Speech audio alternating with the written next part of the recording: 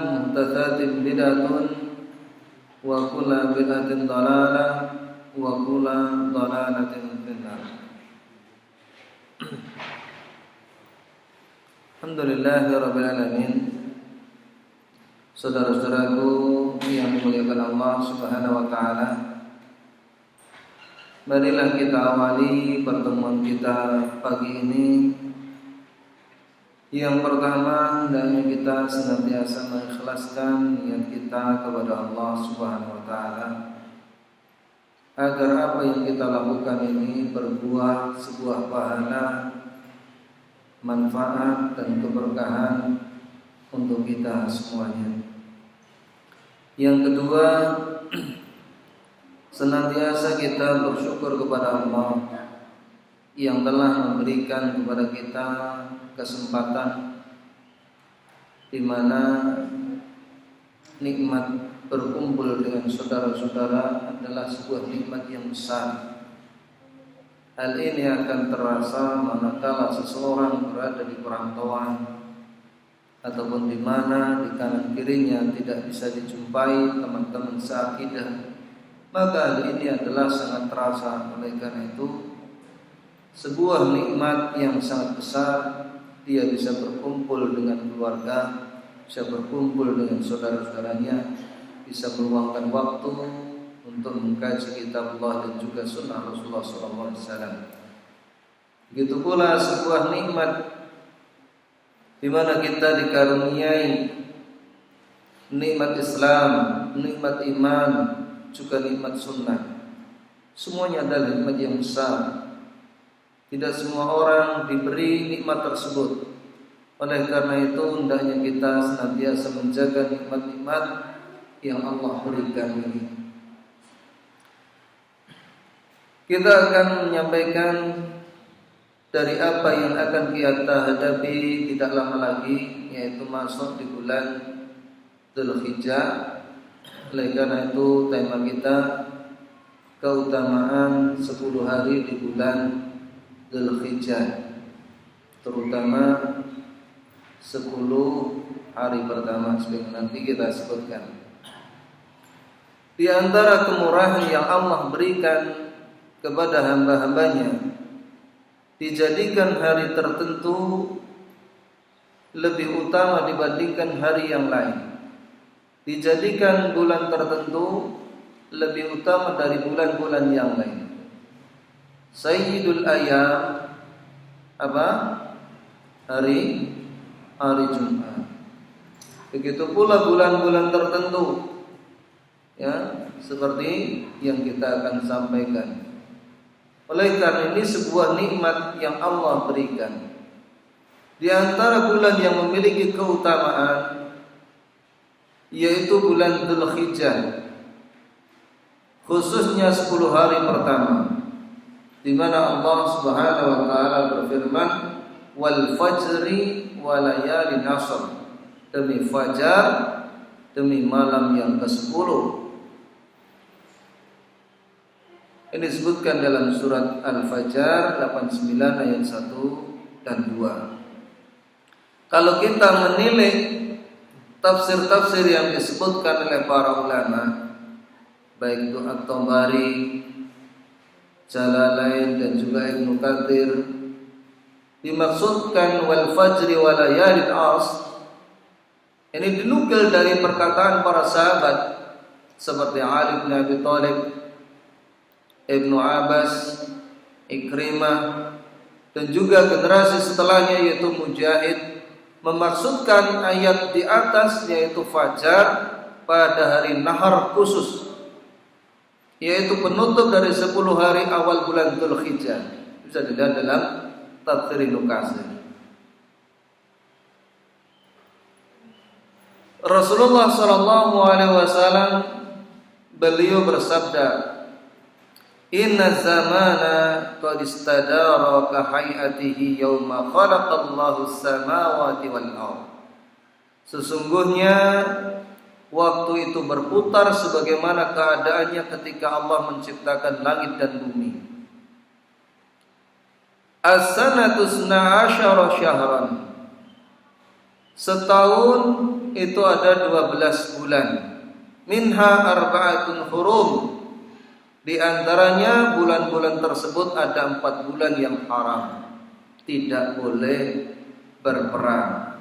Bagaimana kalau orang-orang musyrik memerangi kita pada bulan itu?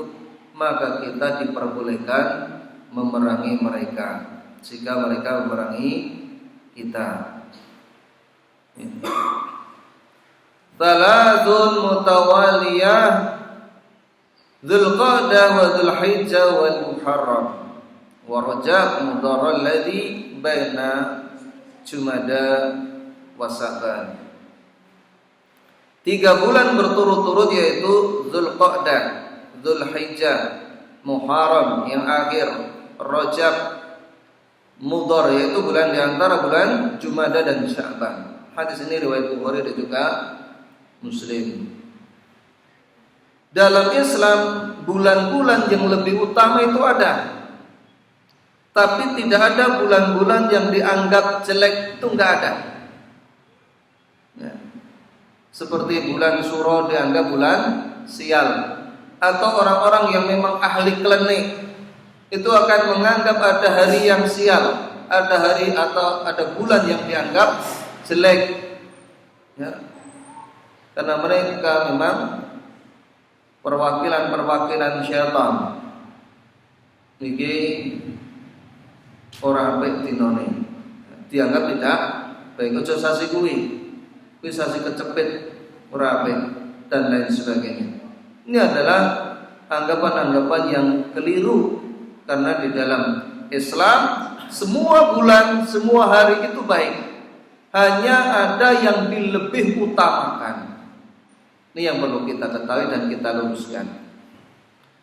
Adapun mengenai keutamaan 10 hari pertama di bulan Dzulhijjah, Rasulullah sallallahu alaihi wasallam beliau bersabda yang diriwayatkan dari Ibnu Abbas, an Ibnu Abbas qala Rasulullah sallallahu alaihi wasallam, ma min ayamin al-amalu salihu fihinna ahabbu ila Allah min hadhil ayyamil asr.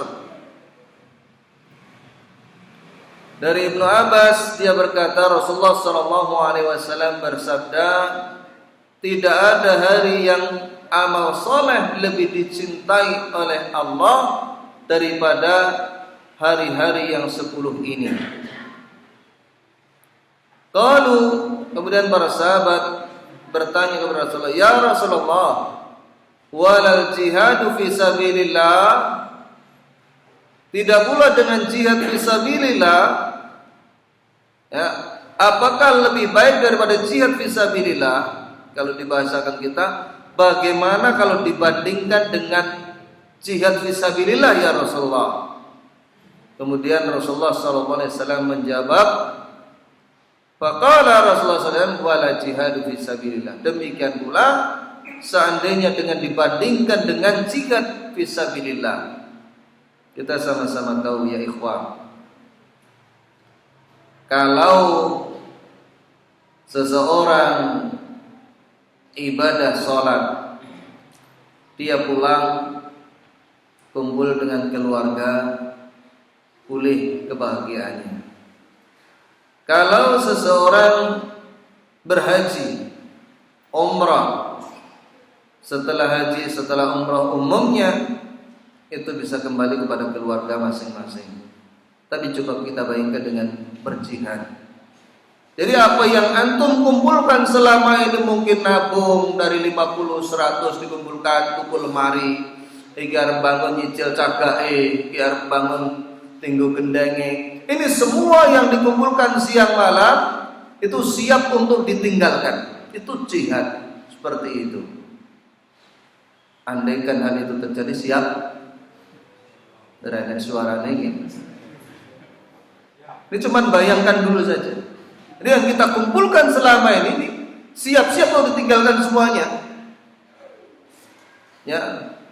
Meskipun demikian kata Rasulullah, tidak juga dengan jihad. Kecuali kata Rasulullah, illa rajulun kharaja bi nafsi wa malihi falam yarji min dzalika bi syai'in. Seorang yang keluar jiwanya dengan hartanya dan tidak pulang, falam yarji min dzalika bi syai'in. Dia tidak pernah kembali lagi. Artinya apa? Dia mati atau syahid. Ini baru seimbang dengan keutamaan 10 hari di bulan Dzulhijjah tersebut. Coba bayangkan. Keutamanya sangat besar. 10 hari pertama di bulan Dzulhijjah itu. Begitu pula Islam disempurnakan di bulan Dzulhijjah. Sebagaimana Allah Ta'ala berfirman, "Al-yawma akmaltu lakum dinakum wa atmamtu 'alaikum ni'mati wa raditu lakumul Islam dinan." Pada hari ini telah aku sempurnakan bagi kalian agama kalian dan telah aku sempurnakan nikmatku atas kalian dan aku telah meridhai Islam agama bagi kalian. Ini surat Al-Maidah surah kelima ayat 3. Ini yang bawa HP Android sudah dapat materinya belum? Sudah, ada kan materinya? Iya. Surat Al-Maidah surah kelima ayat 3 ini, konon ada seorang Yahudi datang kepada Umar bin Khattab, "Ya Amirul Mukminin, ada satu ayat, seandainya ayat itu turun pada kami orang-orang Yahudi, akan kami jadikan turunnya ayat tersebut hari raya bagi kami." Ayat yang mana itu? Kemudian disebutkan, "Al-yawma akmaltu lakum dinakum wa atmamtu 'alaikum ni'mati wa raditu lakumul Islam dinan." Ayat itu. Berarti apa ini maksudnya? Orang Yahudi ini paham apa yang terkandung di dalam ayat tersebut, bahwa Islam itu sempurna. Sayangnya banyak kaum muslimin yang justru tidak paham ini. Dan itu turunnya di bulan Dzulhijjah. Adapun di antara amalan-amalan yang utama di bulan Dzulhijjah, yang pertama puasa. Disunahkan bagi setiap muslim puasa 9 hari pertama di bulan Dzulhijjah. Karena puasa merupakan amal soleh yang dianjurkan pada bulan ini, sebagaimana diriwayatkan dari sebagian istri-istri Nabi sallallahu alaihi wasallam. Karena Rasulullah sallallahu alaihi wasallam yasumu tis'a Dzulhijjah. Rasulullah sallallahu alaihi wasallam puasa 9 hari di bulan Dzulhijjah. Wa yauma Asyura, dan pada hari Asyura berapa ini? 10 Muharram. Wa thalathata ayyamin min kulli syahrin, 3 hari pada setiap bulannya. Awwal asnaini minasyahri wa khamisaini, hari Senin pertama awal bulan serta hari Kamis. Ini disebutkan hadis riwayat Ahmad, Nasai dan disahihkan oleh Syalbani. Siyamu yaumi Arafah ahtasibu 'ala Allahi ayyukaffira sanata allati qablahu wa sanata allati ba'dahu wa siyamu yaumi Asyura ahtasibu 'ala Allahi ayyukaffira sanata allati qablahu. Rasulullah SAW juga bersabda, puasa Arafah 9 Dzulhijjah, aku berharap kepada Allah agar dapat menghapuskan 2 dosa setahun yang lalu dan setahun yang akan datang. Puasa Asyura 10 Muharram akan menghapuskan 2 setahun yang lalu. Lebih utama mana ini? 9 Dzulhijjah apa 10 Muharram? Kena ngantuk pokoknya nyambung lagi. 9 Dzulhijjah. Karena itu akan menghapuskan sebelum dan juga sesudahnya. Ini hadis riwayat Muslim. Kemudian yang kedua, utama 10 hari di awal bulan Dzulhijjah, memperbanyak zikir kepada Allah Ta'ala. Di mana Allah Subhanahu wa taala sebutkan, ya ayyuhalladzina amanu dzkurullaha dzikran katsiran. Orang-orang yang beriman, zikirlah, yaitu dengan menyebut nama Allah dengan zikir yang sebanyak-banyaknya. Surat Al-Ahzab 33 ayat 41.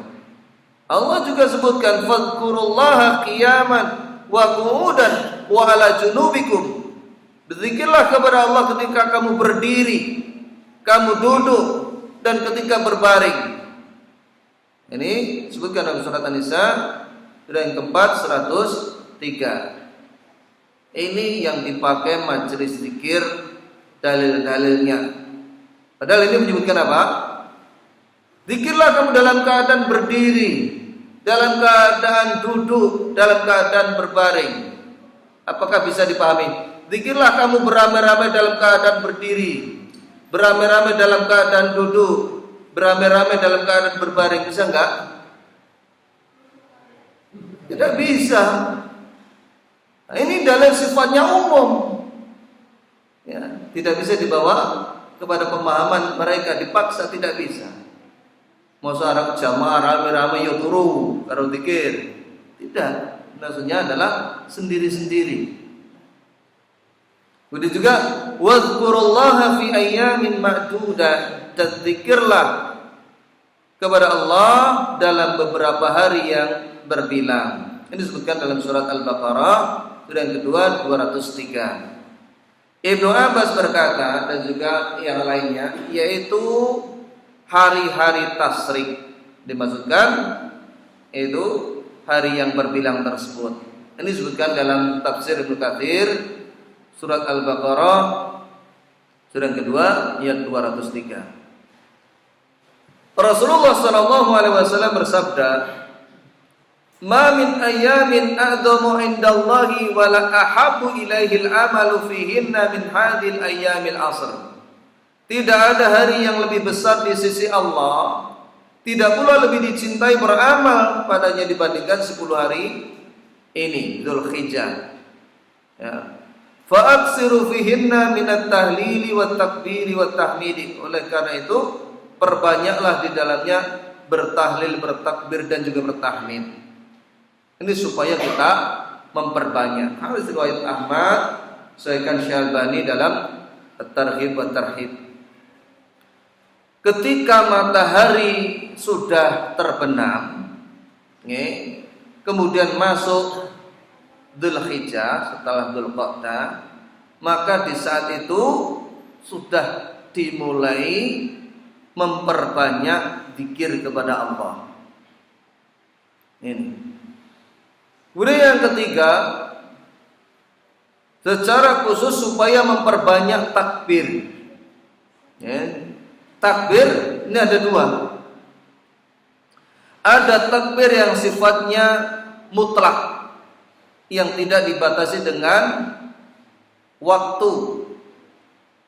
Disunahkan terus, baik pagi maupun petang, sebelum maupun sesudah sholat, pada setiap waktu.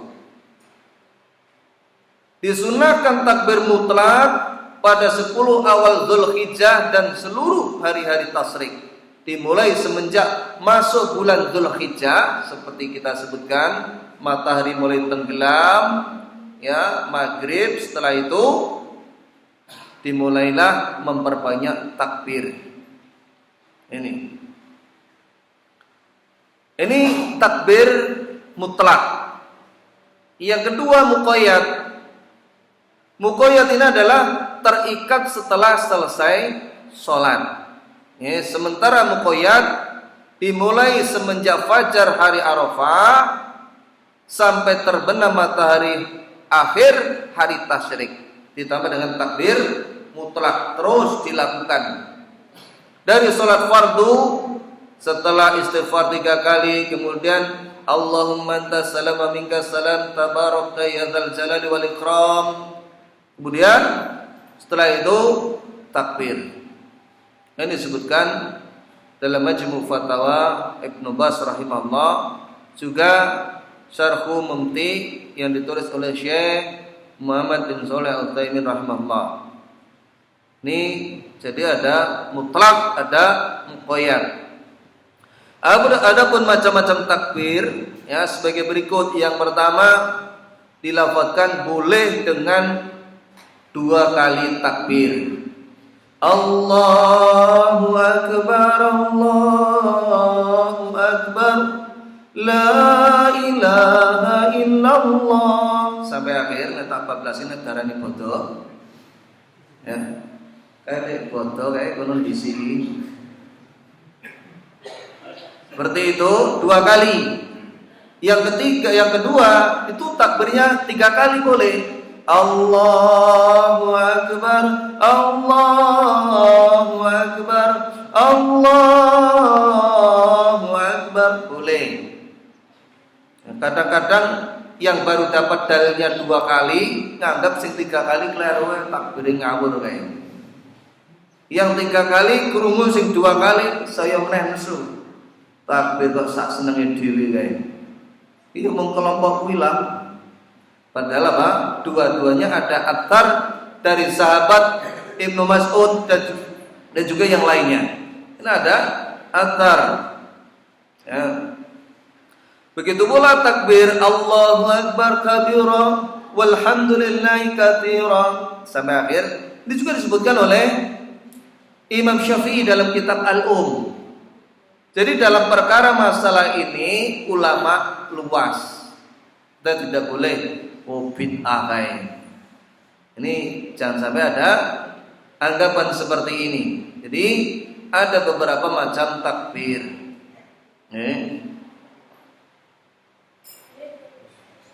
Kemudian yang keempat ada syariat haji. Ya. Bagi yang memiliki rezeki hendaknya berhaji. Karena haji adalah kewajiban bagi orang yang telah mampu. Inistata'ta ilaihi sabilan. Ya. Ketika Jibril datang kepada Rasulullah SAW, Rasulullah SAW, al-Islamu an tashhadu an la ilaha illallah wa anna Muhammadar Rasulullah wa iqamis salat wa ita'iz zakat wa tahujjal baiti wa shaumi Ramadan wa tahujjal baiti in istata'ta ilaihi sabila. Sadaqta. Ini. Jadi jika mampu maka hendaknya dia berhaji. Dia hendaknya nyicil dulu ya dengan daftar haji.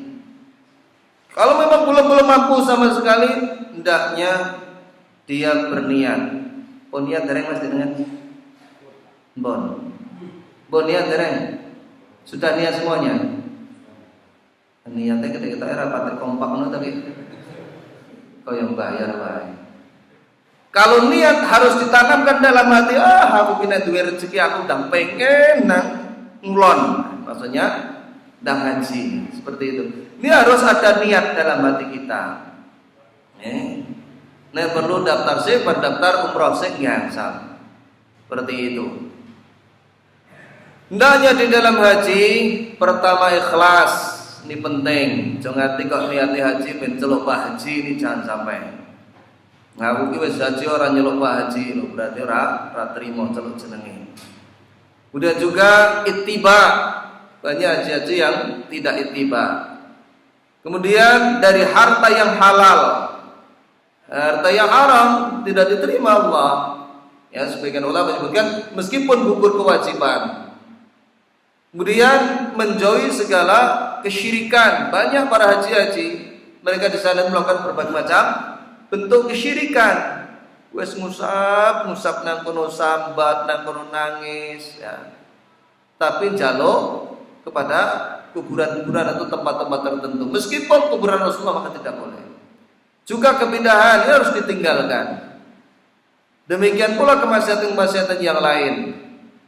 Dan hendaknya dia berakhlak dengan akhlak yang mulia.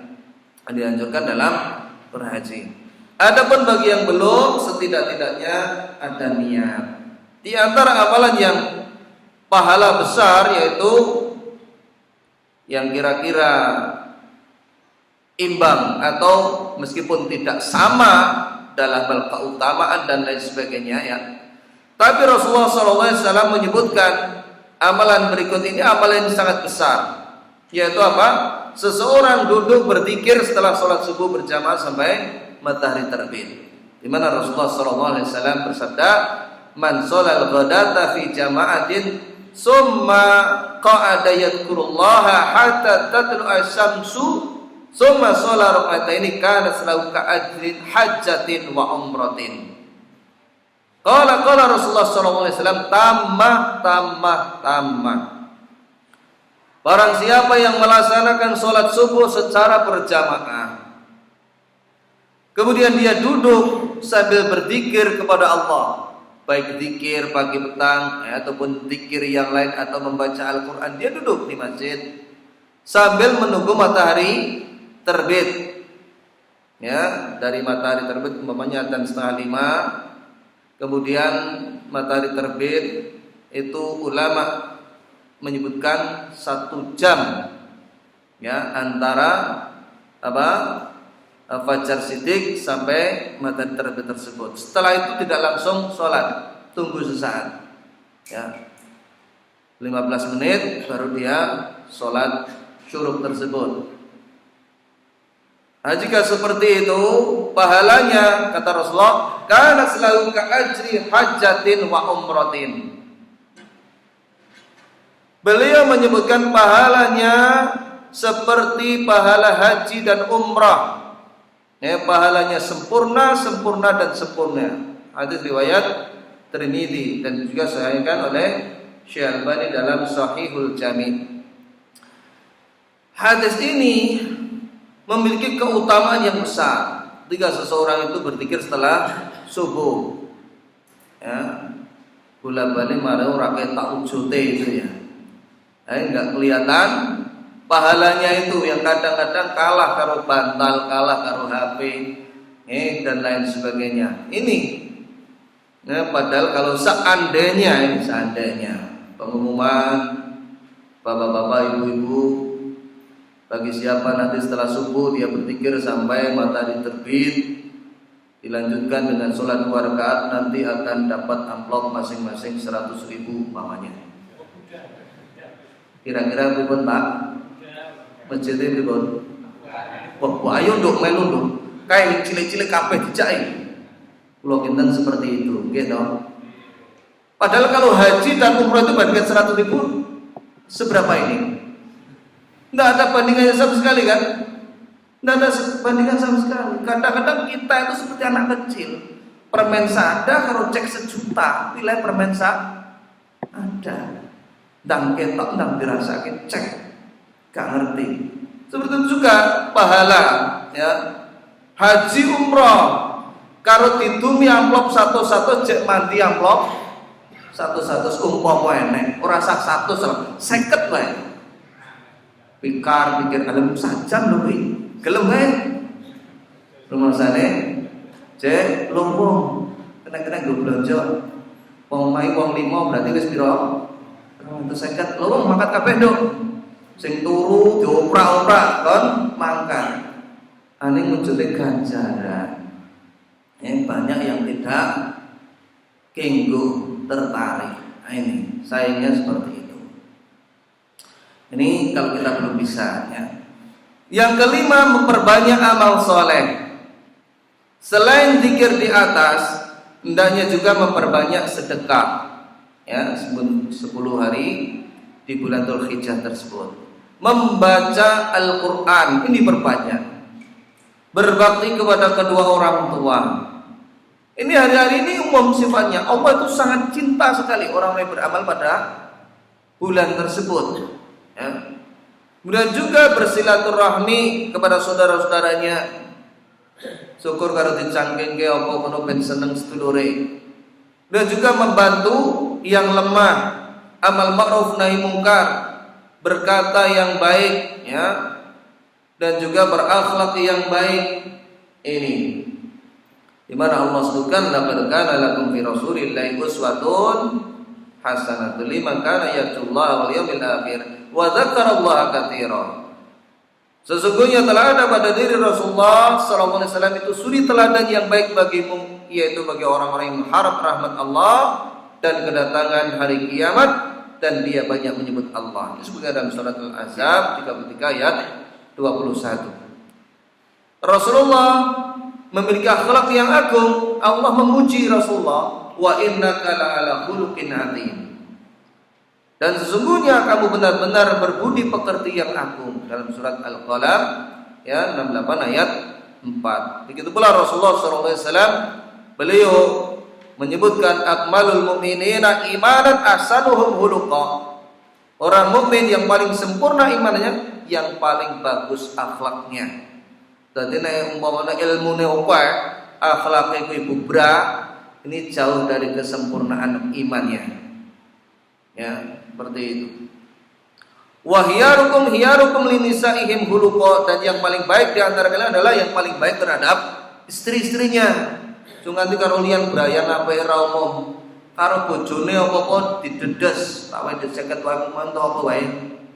Greh Mas.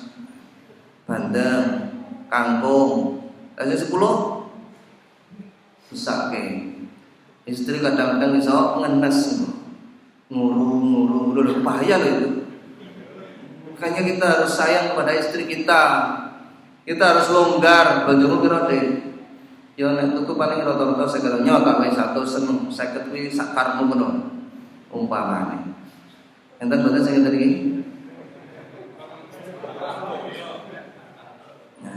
Nek ora, Dek iki nggo bojo, nek perlu apa wae sing seneng apa tuku juga ora dompetku. Mungkin tidak seperti itu. Karena sing semauri ibu-ibu ibadah iki rungokno kono. Kita harus longgar ya dengan istri kita. Kalau membayar orang 24 jam itu berapa coba? Istri kita ini mau pas saya. Yakin saya kalau dia itu kepegangan uang itu seneng hatinya. Gitu Om. Oh, tak wakil. Yang keenam, kita lanjutkan. Ya. Berkorban. Orang-orang yang akan berkorban, dia tidak boleh memotong rambut, kuku, atau mengupas kulitnya, atau mengguntingnya, itu tidak boleh. Di mana Rasulullah SAW bersabda, "Man kana lahu dibhun yadbahu fa idza uhilla hilalu dzil hijjah fala yahudanna min sya'rihi wala min adfarihi syai'an hatta yudahi." Siapa saja yang ingin berkorban dan apabila telah masuk awal Dzulhijjah, maka janganlah ia memotong rambut dan kukunya, ya dalam riwayat yang lain kulitnya, sampai ia berkorban, sampai disembelih kurbannya. Hadis riwayat Muslim, Tirmidzi dan juga Abu Daud. Ini sengaja tidak saya kasihkan sahih karena kalau sudah ada Muslim itu jumhur itu mengakui kesahihannya. Dari sini kita tahu banyak orang yang salah paham.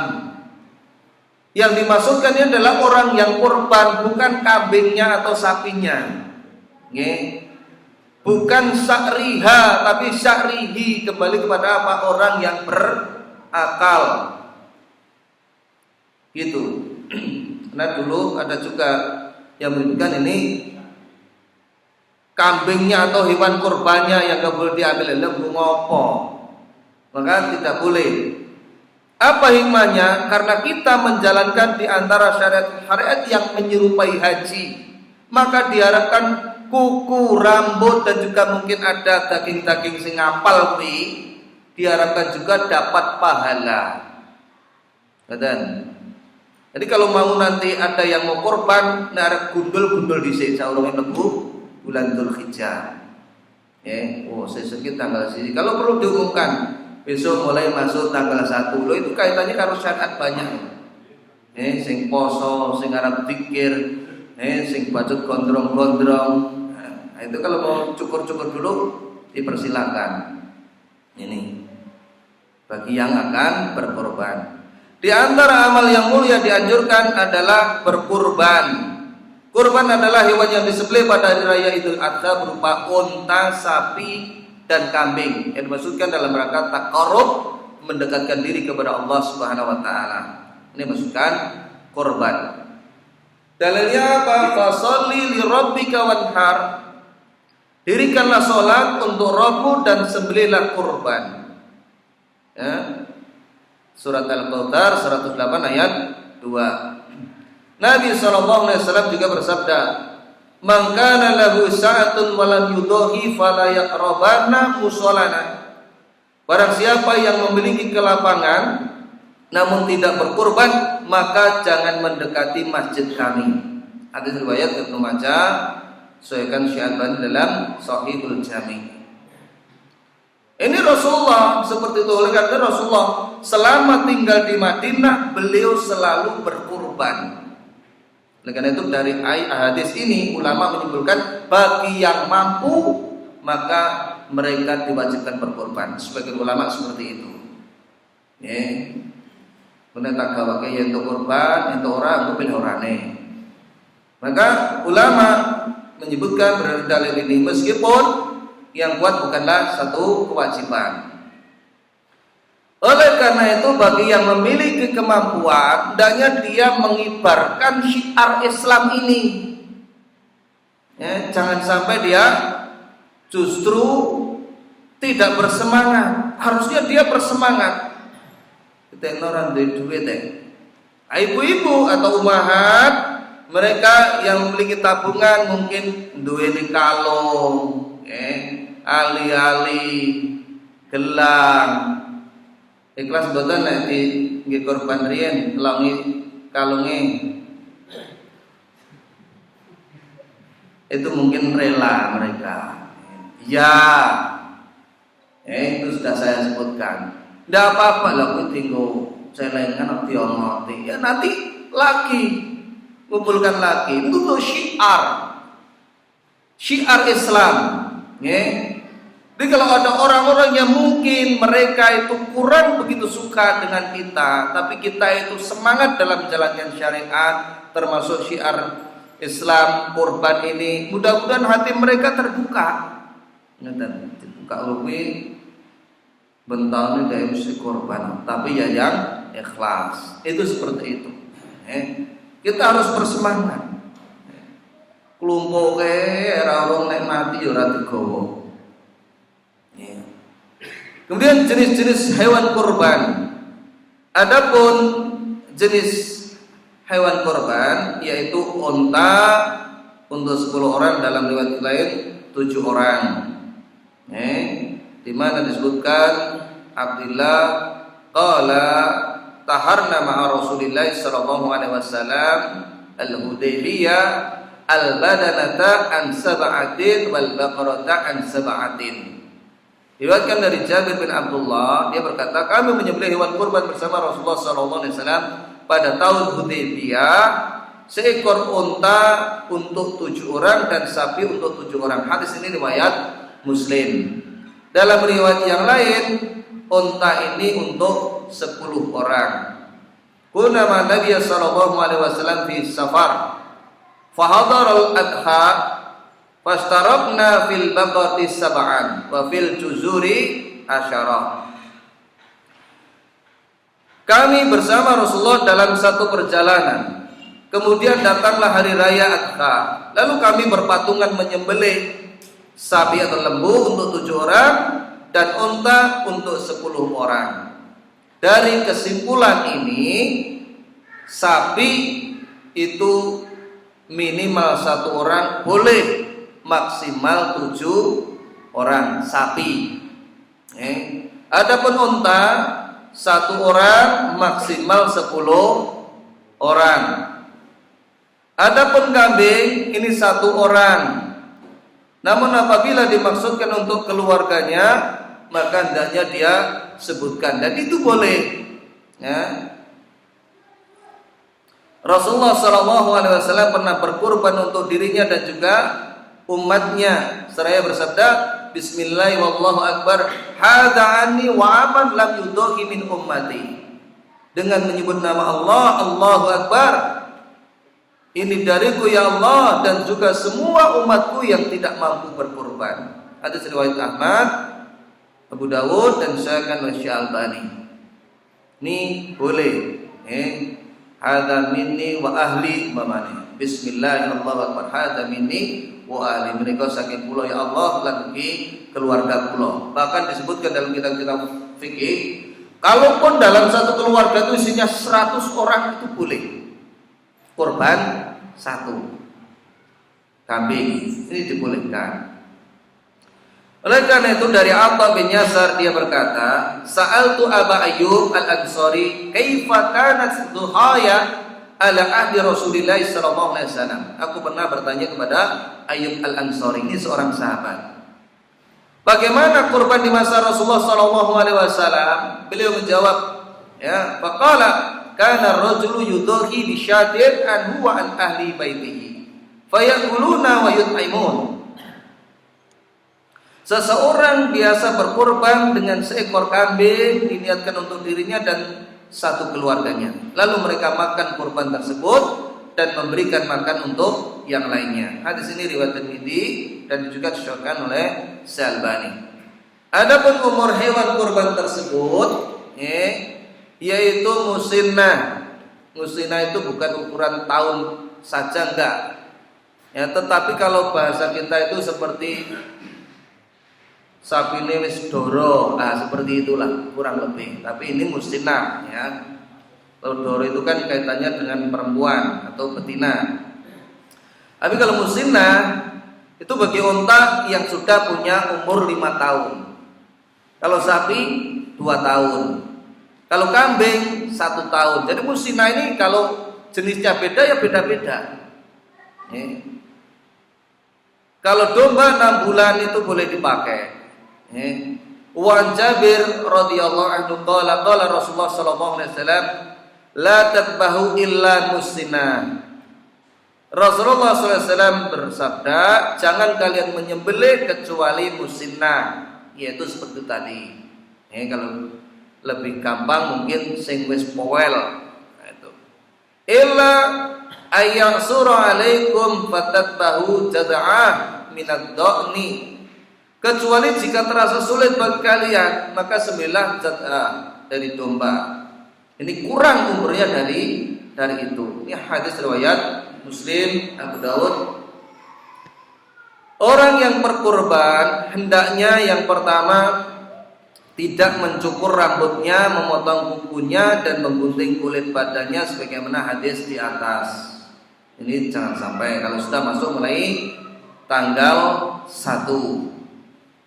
Yang kedua, hendaknya ikhlas karena Allah.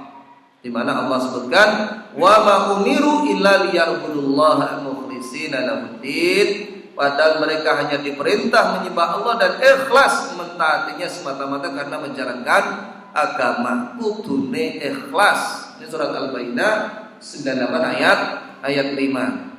Rasulullah sallallahu alaihi wasallam bersabda, "Innamal a'malu binniyat wa innamal likulli imri'in ma nawa."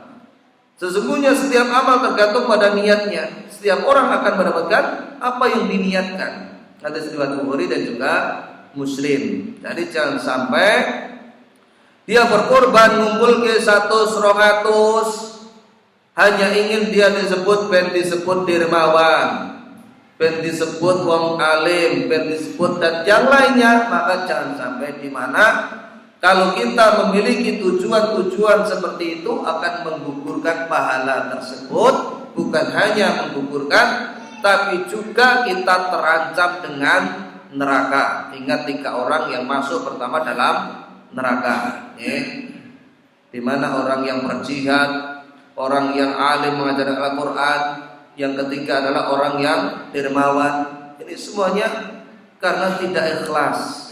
Senantiasa dia itu dawamu ala nadarillah, senantiasa terus memperhatikan Allah, jangan sampai meminta perhatian dari manusia. Kemudian yang ketiga, supaya orang yang berkorban itu ittiba, mengikuti sunnah Rasulullah sallallahu alaihi wasallam. Di mana Allah sebutkan, "May yuti'ir rasul faqad ata Allah." Barang siapa taat kepada Rasul, sungguh dia telah taat kepada Allah. Disebutkan dalam surat An-Nisa ayat keempat ayat 80. Banyak orang yang berkorban, mereka kurang di dalam memahami makna ikhlas. Jadi Banyak yang tidak ikhlas. Ingkang kurban rombongan itu saking RT 6, Pak Madyo, Pak Min, Pak Jo, Pak Man, Pak Mane. Lah aku korban ora disebut. Muni-muni Pak Mane. Kalau mung terima orang tersebut kaya, gitu. Maka hal itu jangan sampai terjadi, menunjukkan kok yo pengen dingerteni wong. Ini jangan sampai seperti itu. Hendaknya dia ikhlas lillahi ta'ala. Nek perlu amal itu piye didelik-delik kalau bisa seperti itu. Maka hendaknya ikhlas. Begitu pula banyak masyarakat kita yang tidak ittiba atau sepenuhnya mengikuti cara Rasulullah SAW. Di antaranya ya seperti yang kita lihat. Yang pertama, menjual kulit kurban, kepala, kaki maupun yang lainnya. Niki didoli. Maka itu tidak boleh. Iki jatahmu yuk, bapane iki daginge balen sampil, iki liyane lah sikile kuwi bagianmu. Kemudian dia datang kepada tentang sikil, kenapa nek sapi sikil sapi loro itu kunan kono? Tidak boleh. Juga kulit tidak boleh. Atau mereka mengumpulkan kulit kemudian dijual dan ditambahi uang dan dibelikan binatang korban lagi. Enten ta sing ngeten iki? Korbane cacahe 18, diitung umpamane total jedul duwite 13 juta, urunan kono tambahi 3 juta 15 atau sampai 1 umpamane. Maka seperti ini tidak boleh. Lah terus setate sapa? Karena ini ada setate sapi 7 orang begitu, tidak bisa. Ini jelas tidak sesuai dengan tuntunan Rasulullah SAW. Atau mengumpulkan uang dari siswa, masyarakat atau jamaah, yulur urunan kono nggo kurban.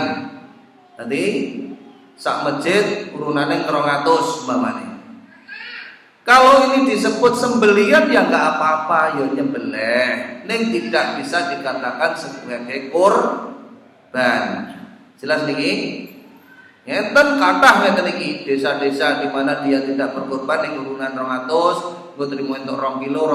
Yaitu nyembelih ning boten setate kurban. Begitu pula sekolahan. Ini tidak bisa dikatakan kurban. Atau orang-orang ya sama mengambil sesuatu yang digendaki tanpa sepengetahuan pemilik panitia atau panitianya. Laki dibeleh, kendile dideleke, mudeng apa ora kian. Ibu-ibu ora krungu. Bahkan lu ada seperti itu mboten? Mriki ngeten. Niki penyakit ini harus diberantas ini. Tidak boleh seperti itu, ya. Iku wis didelenge nang tutupi godhong, tutupi kresek. Ini tidak boleh. Atau mengupah daging kepada orang-orang yang berkecimpung di dalam penyembelihan, itu tidak boleh. Ya. Tidak boleh. Pamane panitia-panitia diopahi daging ben semangat banget. Sebenarnya pada saya itu tidak boleh, walaupun ada yang saya dengar terakhir ini ada beberapa perkataan setelah saya tanya jawabkan dan diskusikan, maka untuk agama kita lebih baik berhati-hati.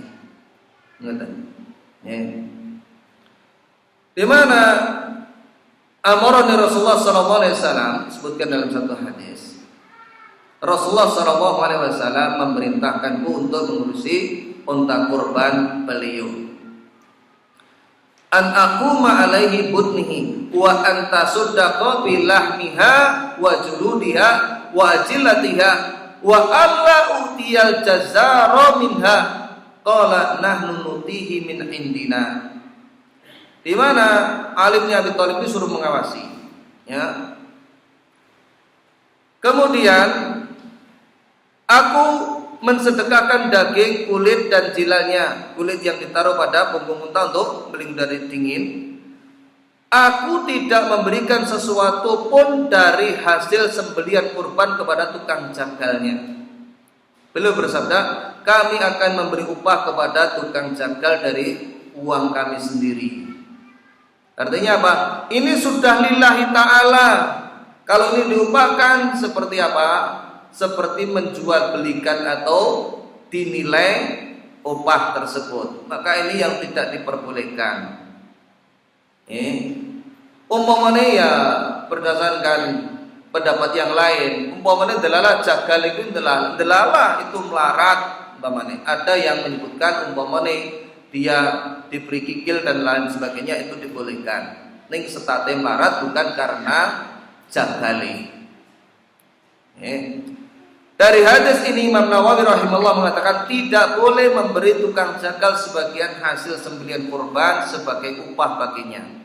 Inilah pendapat ulama-ulama Syafi'iyah, juga pendapat Atha, An-Nakhai, Imam Malik, Imam Ahmad dan Ishaq. Ini bisa dilihat dalam Syarah Sahih Muslim. Memane panitia ki kira-kira. Engko nek serampung ngijelke nang panitia utama dijoli daging, maka ini sebenarnya tidak boleh. Untuk kehati-hatian tersebut. Tidak boleh. Lah terus piye? Ya disosialisasi. Lillahi ta'ala toh umpama ora diwenehi panitia daging tambah entuk jatah yo tambah oke. Seperti itu. Ini biasanya agak sulit merubah itu. Tapi bisa, tempat saya alhamdulillah sudah berjalan seperti itu. Jadi ternyata saya diopahi. Lah nanti umpamanya tidak diupakan dari panitia, kadang-kadang panitia yang mustaqto, cilik-cilik kan melak nyurungi gerobak, mbok kira ketang numpak, mbok piye niku delok jatah. Iya panitia ki. Jatah. Padahal mau numpaki gerobak-gerobak tok. Maka ini pada asalnya ya, kalau dikatakan panitia itu bukan jagal, lah terus siapa pamane? Panitia ini mengelola sing ngelek, sing plek-potek dan lain sebagainya sampai rampung. Maka ini juga dia berkecimpung di dalam penyembelian dan lain sebagainya. Oleh karena itu untuk kehati-hatian maka hal ini hendaknya ditiadakan. Pengumuman mangke kurban panitia estu kasuwun lillahi ta'ala awit menika dipun awisi ngopahi daging. Pinangka gantosipun mangke jatah-jatah ingkang mbok menawi dipun tampi 1,5 kilo mangke mbok menawi saged tambah sedanten raketan 1/2 kilo napa sekilo. Nah, seperti itu. Biar mereka bisa menerima. Mau nyedak ngopo ora ana upaya kok paman. Ya kudu siap-siap orang mengelola korban. Tapi dia tanamkan yakin insyaallah kita berusaha insyaallah bisa. Ini perlu kesabaran mawon. Kemudian juga dalil keharaman lainnya ketika menjual kulit korban, di mana Rasulullah SAW menyebutkan man ba'a jilda udhiyatihi fala udhiya talahu. Orang yang menjual kulit hewan kurban maka tidak ada kurban baginya. Ini disebutkan oleh Baihaqi, disahihkan Syalbani dalam Shahihul Jami'. Tidak boleh panitia-panitiane ngumpulke sapine nek pira pamane 8 kulite tukang tuku tukang kulit maka suruh beli berapa, tidak boleh. Yang paling mendekati monggo dipun hadiahkan kepada mana.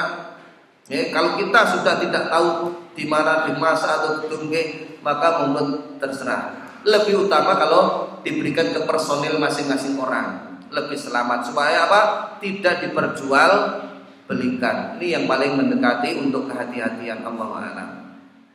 Adapun tata cara kurban sesanggup kene iki nggih.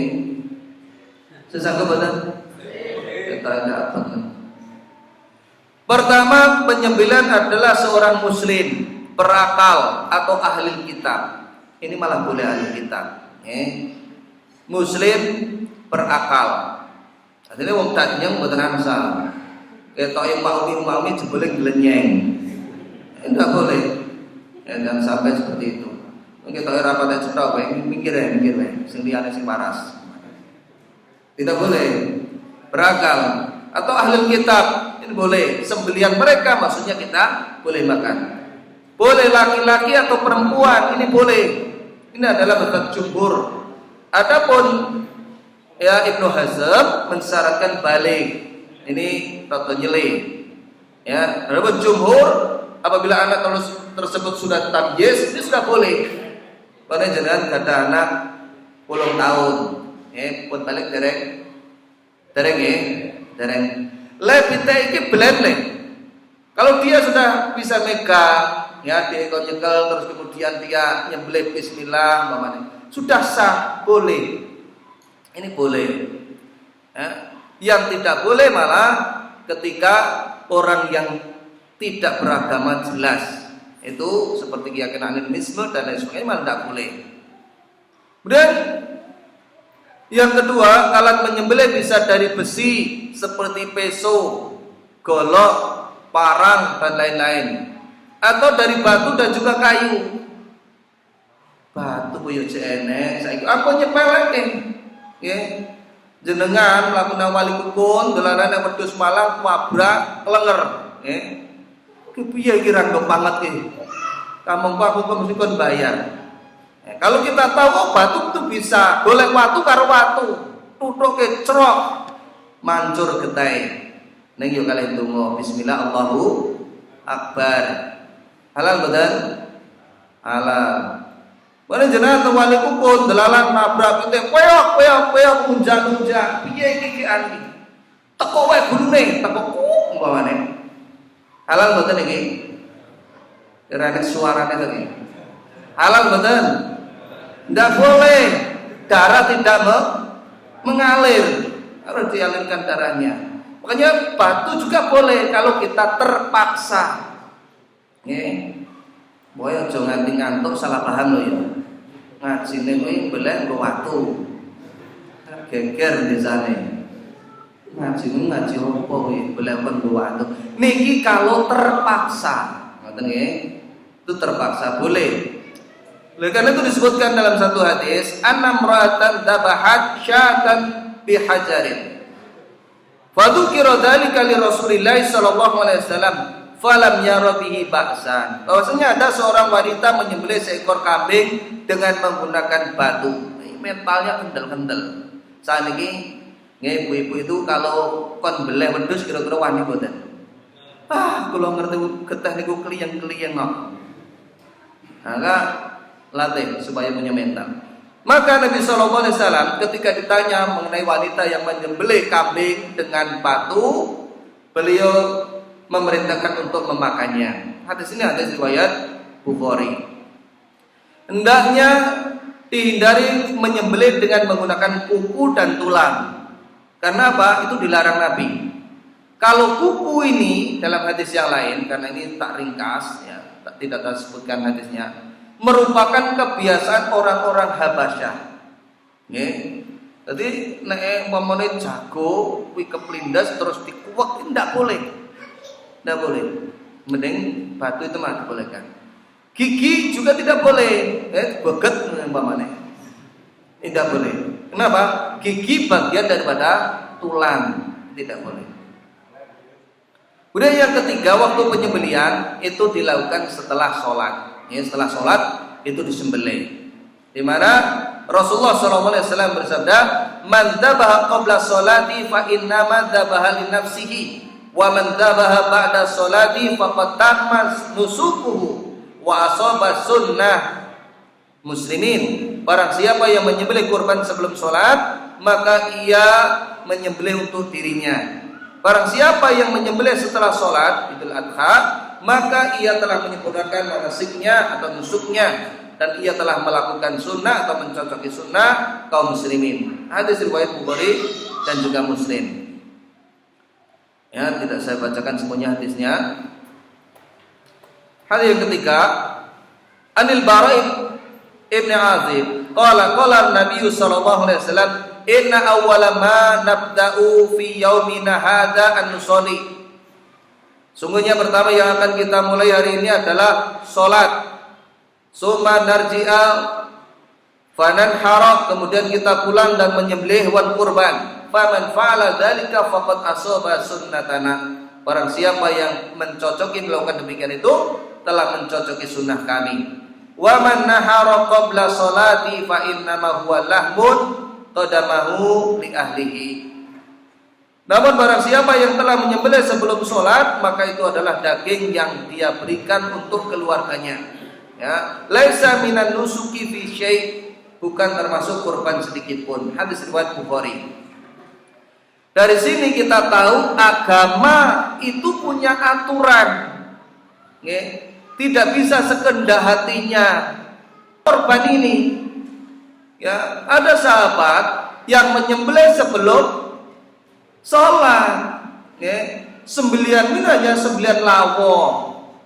Maksudnya sahabat ya saya tak blesek engkau sholat, balik sholat wis mateng.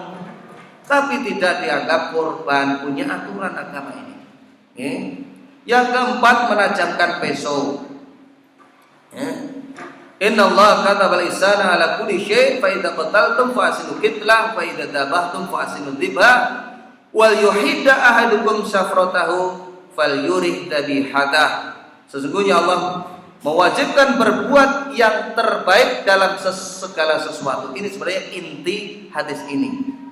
Adapun apabila kamu membunuh, bunuhlah dengan cara yang terbaik. Ini adalah contoh-contohnya. Jadi melakukan segala sesuatu Islam merintahkan sebaik-baiknya. Ini nanti jalan terakhir. Kowe nek kerja nang ngene wong ya sak api-apike. Kowe nek ketetapan wektu enek ya dilakoni miturut ketetepane umpamanya. Seperti itu. Ini kalau menyembelih harus dengan cara yang baik. Hadis ini riwayat Muslim, Abu Dawud dan juga Tirmidzi.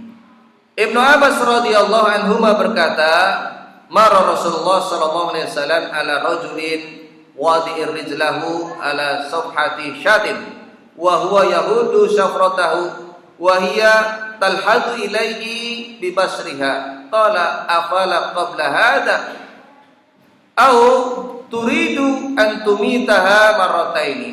Rasulullah SAW melewati seseorang yang meletakkan kakinya di atas badan kambing, seekor kambing, sambil menajamkan pesonya. Sedang kambing itu melihat ke arah peso, maka beliau bersabda, "Mengapakah engkau tidak menajamkan peso sebelum melakukan ini? Apakah engkau ingin mematikannya 2 kali?" Hadis riwayat Baihaqi, Tabrani, Syekhan Syalbani. Maksudnya kita itu tidak boleh menajamkan ngungkal pangot, peso, golok itu di depan binatang sembelihan kita. Nah, itu salah satu adab. Pemenang datang karo ngomong, "Tenanos delongkas, sabaro, mati kowe." Jangan sampai seperti itu. Kita punya adab. Kemudian memisahkan antara tempat penyembelihan dan menempatkan binatang korban. Jadi kalau umpamanya binatang korban itu ditempatkan di sini, setidak-tidaknya penyembelihan itu di sini. Gotong, rene, sembelih, singkirkan ke sini. Jadi sini nggak lihat. Rokok dibeleh nang ngarepe. Sebenarnya ini kurang adab. Kita dituntut beradab meskipun dengan hewan. Itu hendaknya kita beradab. Orang malah harus ngomong, "Delongkas kowe melu usul." Tidak boleh. Kemudian yang keenam, menghadap ke arah kiblat. Ya. Ini tidak semua saya bacakan. Di mana disebutkan di dalam Athar, Ibnu Umar anau kana yakrahu ayyakula dibahatun dibhatan li ghairi qiblah. Ibnu Umar ini tidak mau memakan sembelihan yang ketika disembelih tidak diarahkan ke arah kiblat. Meskipun begitu, Syekh Albani mengomentari hal itu bukan sebagai satu syarat, bukan. Minggu nek rambut beleh bodhe kenglon musporo ra kanggo lho minggu, ra kepangan lho minggu, tidak. Ini sebagai cuman adab, bukan syarat. Kalau dihadapkan kulon berarti buntutnya itu putih. Saya mikir ini. Saya. Lan apa kidul? Lan. Berarti cek nyambung nih cek jawab lor. Yang ketujuh, meletakkan kaki di atas sisi hewan sembelihan. Ini boleh. Share.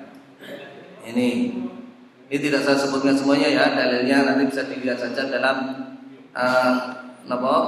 materi. Yang kedelapan, tempat bagian yang disembelih adzakatu fi halqi labah. Penyembelihan itu dilakukan di sekitar kerongkongan dan juga laba. Kerongkongan itu sini, laba itu sini. Kalau unta itu ditusuk, nahar. Ini bukan hanya jalan makan minum, tapi bernapas juga. Gres. Karena kebablasan pedot juga boleh, tidak apa-apa. Itu dibolehkan. Bagaimana kalau penyembelihan putus? Putus tidak masalah. Tetapi ya umumnya tidak sampai putus. Bagaimana dalalah disembelih?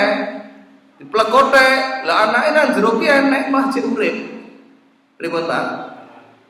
Ini supaya disembelih juga, share halal. Lah nek anake melek enek mati. Ini juga halal karena dalam buku fikih disebutkan sembelihan ibunya juga sembelihan anaknya. Ini dihalalkan. Perkara doyan orang kalau meluru, yang penting kalau nyebutke halal tidaknya. Ulama menyebutkan ini halal. Gila aku bang ini boleh, nggak dimakannya nggak apa-apa. Cemple. Yang kesembilan, menyebut basmalah dan juga bertakbir. Karena Allah sebutkan wala taqulu mimma lam yudkarismullahi alaihi wa innahu lafisqun. Janganlah kamu memakan hewan-hewan yang tidak disebut nama Allah ketika menyembelihnya. Sesungguhnya perbuatan semacam itu adalah suatu kefasikan. Disebutkan dalam surat Al-An'am. Dalam riwayat yang lain disebutkan Bismillahi Allahu Akbar. Ini diriwayatkan Muslim. Adapun sembelihan ahlul kitab itu boleh, di mana di sini disebutkan wa ta'amul ladzina utul kitab halal lakum. Ya, makanan atau sembelihan orang yang diberi kitab itu dihalalkan bagimu. Disebutkan dalam surat Al-Maidah. Ibnu Abbas menyebutkan ta'amul ladzina utul kitab dibahuhum, yang dimaksudkan adalah sembelihan mereka itu halal. Ya, kecuali kalau dalam fikih ketika menyembelih kita itu tahu biismi Isa bin Maryam bismillah share, ini kita tidak boleh. Tapi kalau kita tidak tahu maka itu boleh. Yang terakhir, batas waktu penyembelihan. Para ulama berbeda pendapat, ya. Ada yang menyebutkan tanggal 11, 12, 13, ya, ada juga 10, 11, 12. Ya, untuk kehati-hatian maka pada 10 Dzulhijjah. Kalau kita tidak selesai maka bisa 11, 12-nya. Ini boleh. Dan boleh menyembelih siang hari maupun malam hari, itu boleh. Yaum ini dalam bahasa Arab mencakup siang dan juga malam. Ini yang saya sampaikan. Mohon maaf kalau ya waktunya lebih. Mungkin sebelum saya tutup, kalau ada pertanyaan saya persilahkan monggo terkait materi yang saya sampaikan. Nggih. Wassalam. Pripun? Terkait dengan ahli kitab. Ahli kitab. Nggih. Ahlul kitab ingkang dipun maksud nggih menika Yahudi Nasrani. Kata sebatakan Allah Surah Al-Bayyinah surat 98 ayat 6. Innal ladzina kafaru min ahlil kitab minal yahudu wa nasara. Nah, menika ahlul kitab dipun maksudke nggih Yahudi Nasrani. Alladzina kafaru minal kitab wal musyrikin fi nari jahannam. Ahlul kitab di situ Yahudi Nasrani. Ngoten nggih, Pak? Nggih.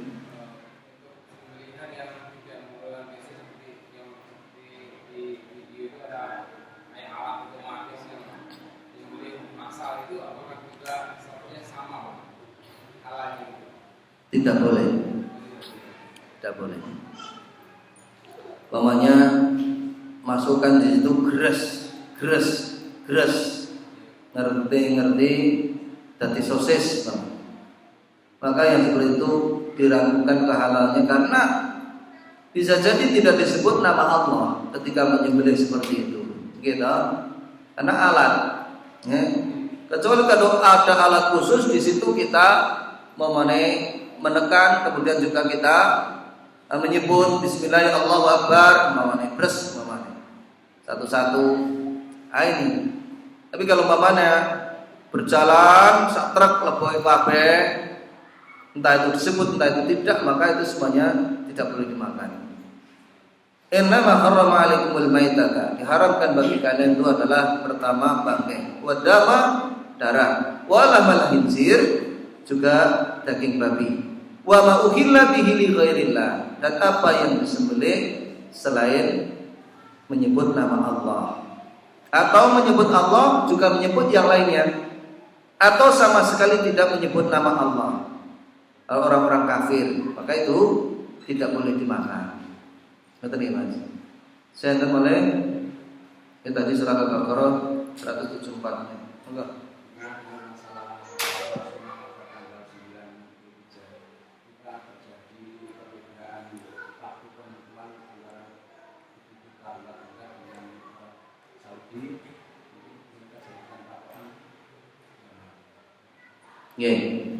Ada perbedaan pendapat dalam masalah ini.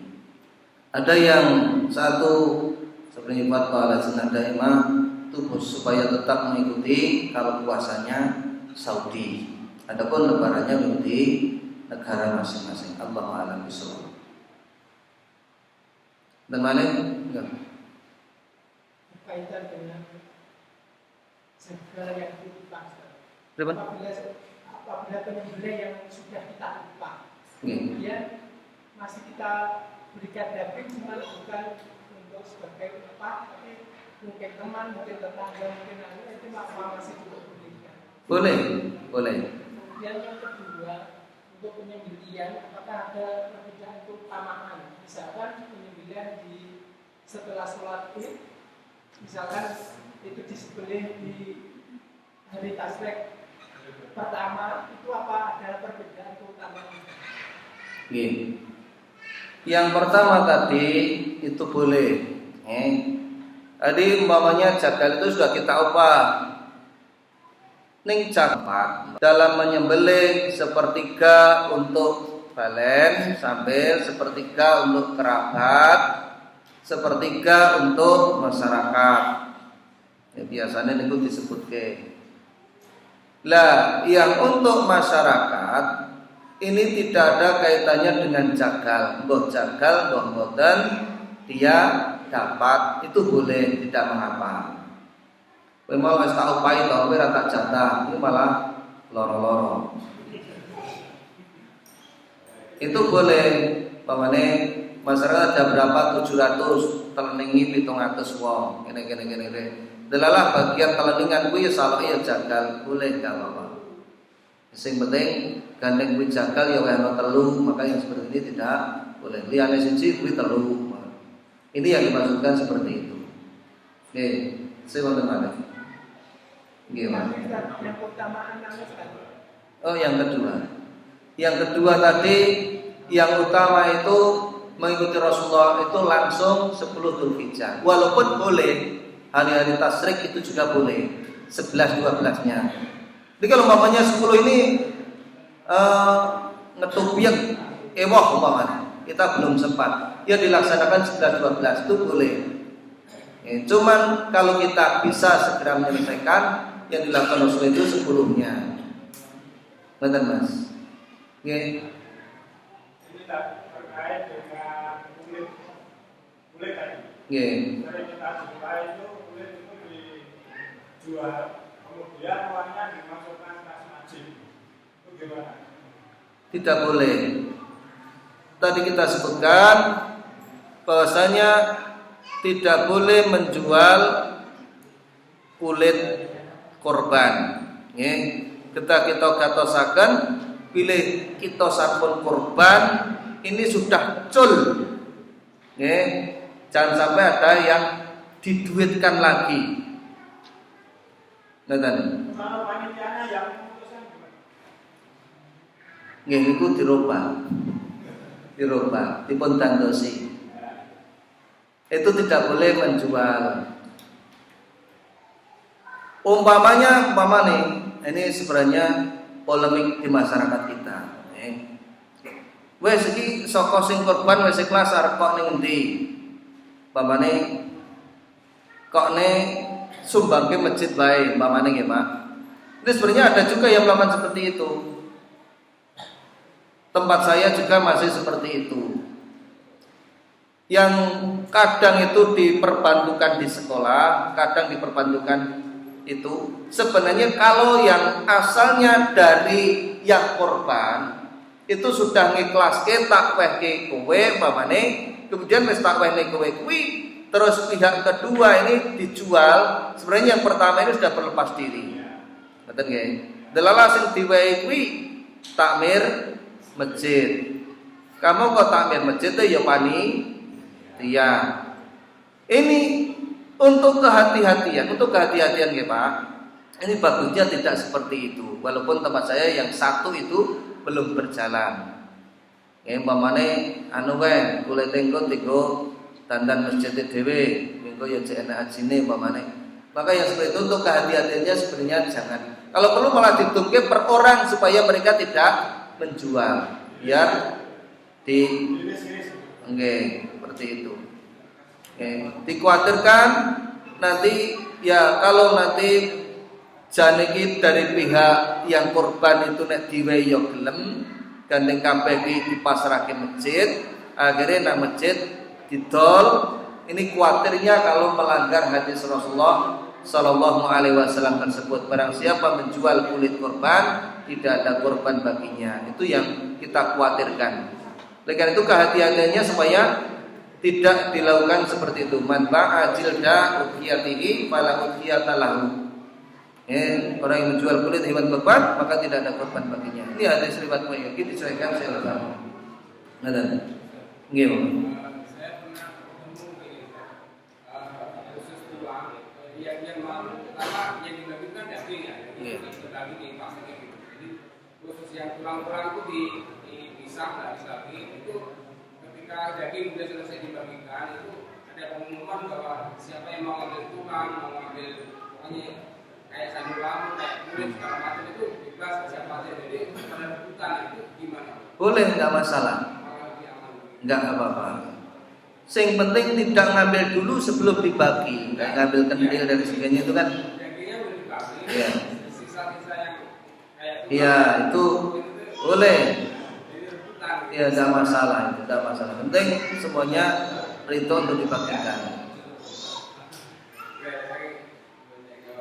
Oke, sampai ini saya kira cukup ya. Kita tutup ke majelis. Subhanakallahumma wa bihamdika asyhadu an la ilaha illa anta astaghfiruka wa atubu ilaik wa akhiru da'wana alhamdulillahi rabbil alamin. Assalamualaikum warahmatullahi wabarakatuh. Waktu saya kembalikan.